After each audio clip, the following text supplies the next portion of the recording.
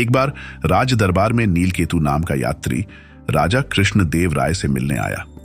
पहरेदारों ने राजा को उसके आने की सूचना दी। राजा ने नीलकेतु को मिलने की अनुमति दे दी। यात्री एकदम दुबला पतला था। वह राजा के सामने आया और बोला, महाराज, मैं नील देश का नीलकेतु हूं और इस समय मैं विश्व भ्रमण की यात्रा पर निकला हूं। सभी जगहों का भ्रमण करने के पश्चात आपके दरबार में पहुंचा हूं। राजा ने उसका स्वागत करते हुए उसे शाही अतिथि घोषित किया। राजा से मिले सम्मान से खुश होकर वह बोला, महाराज, मैं उस जगह को जानता हूं जहां पर खूब सुंदर सुंदर परियां रहती हैं।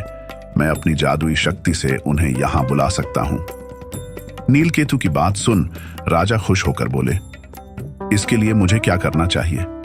उसने राजा कृष्णदेव को रात्रि में तालाब के पास आने के लिए कहा और बोला कि उस जगह मैं परियों को नृत्य के लिए बुला भी सकता हूं। नीलकेतु की बात मानकर राजा रात्रि में घोड़े पर बैठकर तालाब की ओर निकल गए।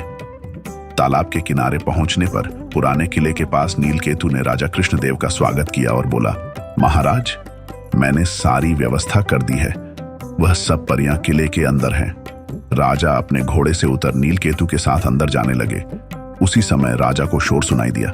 देखा तो राजा की सेना ने नीलकेतु को पकड़कर बांध दिया था। ये सब देख राजा ने पूछा, यह क्या हो रहा है? तभी किले के अंदर से तेनालीराम बाहर निकलते हुए बोले, महाराज, मैं आपको बताता हूं। तेनालीराम ने राजा को बताया, यह नीलकेतु एक रक्षा मंत्री है और महाराज, किले के अंदर कुछ भी नहीं है। यह नीलकेतु तो आपको जान से मारने की तैयारी कर रहा है। राजा ने तेनालीराम को अपनी रक्षा के लिए धन्यवाद दिया और कहा, तेनालीराम, ये बताऊं, तुम्हें यह सब पता कैसे चला?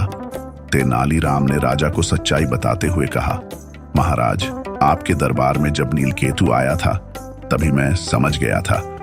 फिर मैंने अपने साथियों से इसका पीछा करने को कहा था जहां पर नीलकेतु आपको मारने की योजना बना रहा था।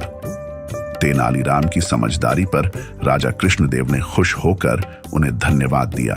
तो मित्रों, अगर आप भी अपने अंदर कुछ ज्ञान का समावेश चाहते हैं तो हमारे इस चैनल को जरूर सब्सक्राइब कर ले, क्योंकि हम इस घोर कलयुग में भी आपके अंदर ज्ञान की ज्योति को बुझने नहीं देंगे। तो आज के लिए हम आप सभी से विदा लेते। ओम बुद्धाय नमः।